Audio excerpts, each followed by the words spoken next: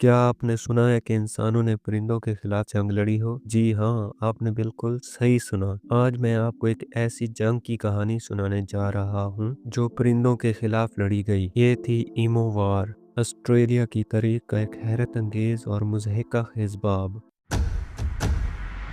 दोस्तों, ये वार ऑस्ट्रेलिया की रियासत वेस्टर्न ऑस्ट्रेलिया में 1932 में लड़ी गई। ये रियासत ऑस्ट्रेलिया के मगरबी हिस्से में वाक़ है और रकबे के लिहाज से मुल्क की सबसे बड़ी रियासत है।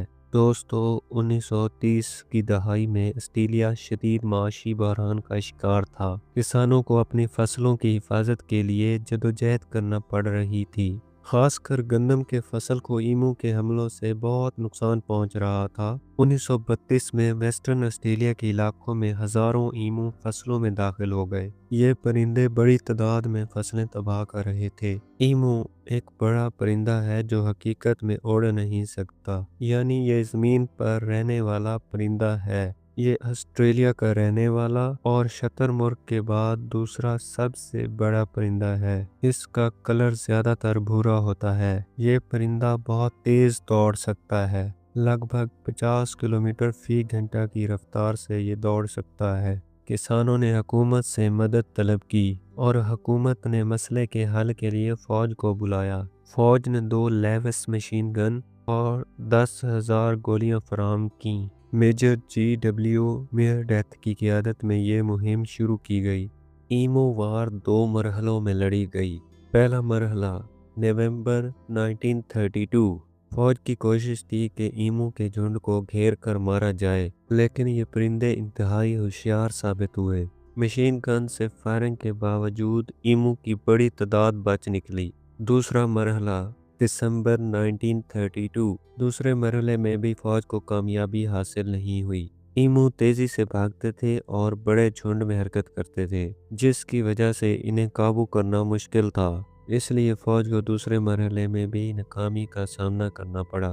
दोस्तों, इस जंग के नतीजे क्या निकले? ईमो वार का इख्तिताम किसानों और फौज दोनों के लिए मायूसकुन रहा। नेशनल जियोग्राफी की रिपोर्ट के मुताबिक सिर्फ 2500 ईमो ही मरे। दोस्तों, ऑस्ट्रेलिया की गवर्नमेंट ने जंग के बाद कुछ इकदामात किए जो जंग की बनिस्बत काफ़ी मौसर साबित हुए, जैसे फेंसिंग यानी फसलों के गिर्द बाड़ लगाना। किसानों को ईमू से बचने के लिए अपनी ज़मीनों के गिर्द लंबी और मजबूत बाड़ बनाने की तरगीब दी। शिकार की इजाज़त। हुकूमत ने ईमू की तादाद को कंट्रोल करने के लिए शिकार के खसूसी परमिट जारी किए। माली इमदाद और तावन। किसानों को अपनी ज़मीनों और फसलों की हिफाजत के लिए माली इमदाद फराहम की गई। इसके अलावा ईमू के कुदरती रवैये का मुतालिया करने के लिए माहिरीन मुकर्रर किए गए। ईमू को तहफ़्फ़ुज़ का दर्जा दिया गया और इसके गैर ज़रूरी शिकार को रोकने के लिए कवानीन नाफिज किए गए। दोस्तों, हर मसले का हल होता है। अगर बेहतरीन हिकमत अमली अपनाई जाए तो मामलात अच्छे से निपटे जा सकते हैं। आई होप कि आपको वीडियो पसंद आई होगी। मिलते हैं एक नए टॉपिक के साथ। तब तक के लिए अल्लाह हाफिज़।